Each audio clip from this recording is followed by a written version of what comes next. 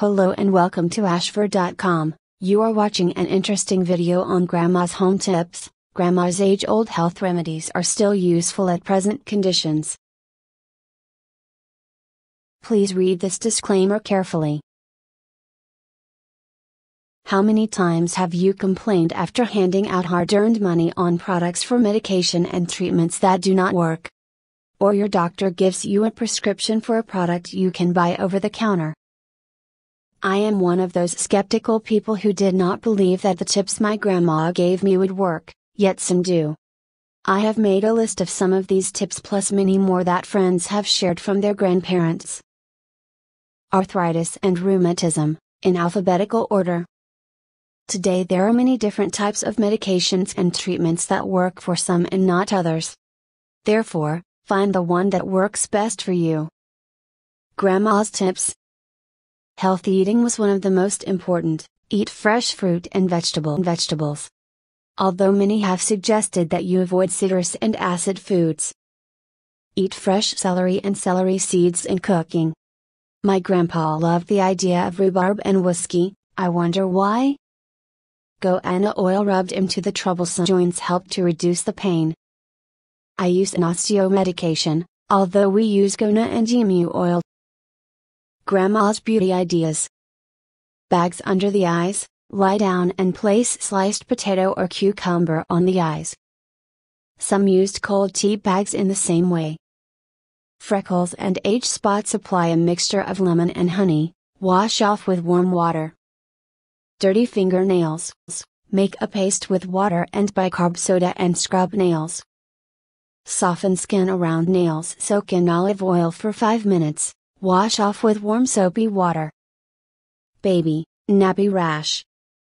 Nappy rash has been around for centuries. My grandma told me to use Vaseline and yes, it worked all the time. In my opinion it puts a protection over the body odor. Rub body with lavender oil.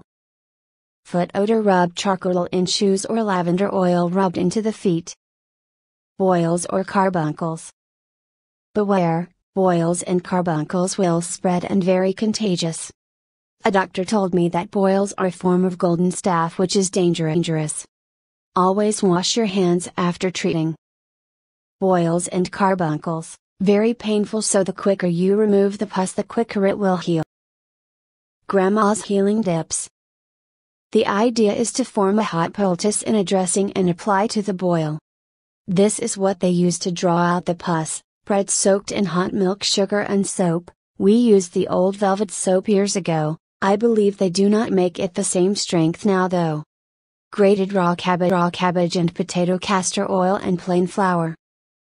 Another method was to place boiling water in a bottle with small neck, then empty the water out and place neck over the wound. You can see it draw it up into the bottle, although it is hard to lift the bottle off sometimes. We have used this method for years. As a child my mum used to give us a mixture of sulfur and honey or treacle mixed together on a spoon to help prevent getting boils. Not sure if it worked, although I did not get bronchitis. These ideas help relieve coughing and make it easier to breathe. Grandma's tips. Eating garlic was popular, and still is today, to prevent colds and to keep others away. Grate and cook horseradish, mix with honey and take on a teaspoon night and morning. Licorice root drink with hot water eased coughing. I use this as I loved anything with licorice. Place a few drops of either tea tree oil, or eucalyptus oil in hot water and place towel over your head and breathe in the steam. This makes it easier to breathe, and works the same when using Vicks Vapor Rub. Make a tea with aniseed, thyme or elderflower. Diarrhea. We all suffer from this from time to time, often after indulging in too much of something. Seek medical treatment if this persists. Grandma's tips. Drink a mixture of milk and magnesia. Barley water was useful for many ailments in Grandma's day. For diarrhea they mixed either ginger or cinnamon with it. Many herbal teas were also used. My favorite and cheap remedy is to drink a teaspoon of corn flour mixed in a small quantity of water after each motion. If no better at the end of day, seek medical attention. Flatulence. This is another thing that we all experience from time to time, although if it becomes a larger problem then seek medical advice. Grandma's tips: chew on fresh parsley. This also helped with bad breath. Grandma used many of these herbs in all her cooking, like basil, marjoram, sage, and rosemary.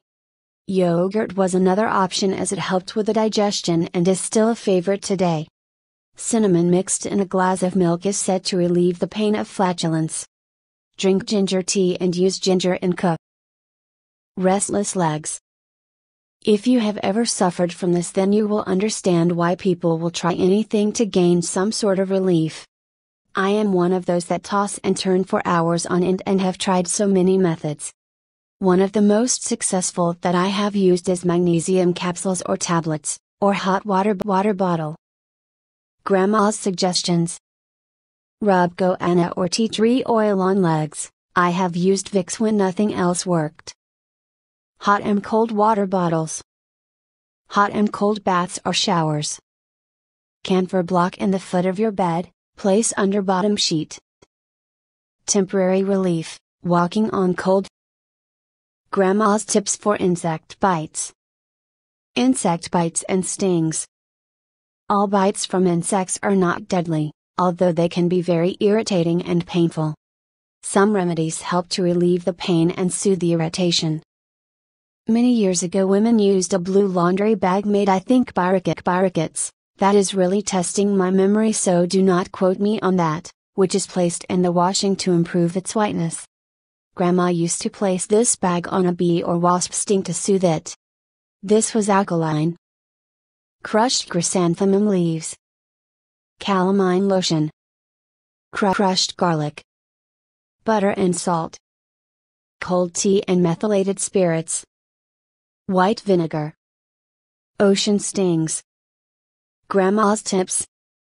Most stings with vinegar and still are today. In fact, most beaches have bottles of vinegar left there for treatment of these stings. If vinegar was not available, you could try lemon. Some ocean stings leave their barb. In this case, seek medical advice as soon as possible. Modern technology and research have improved so much over time.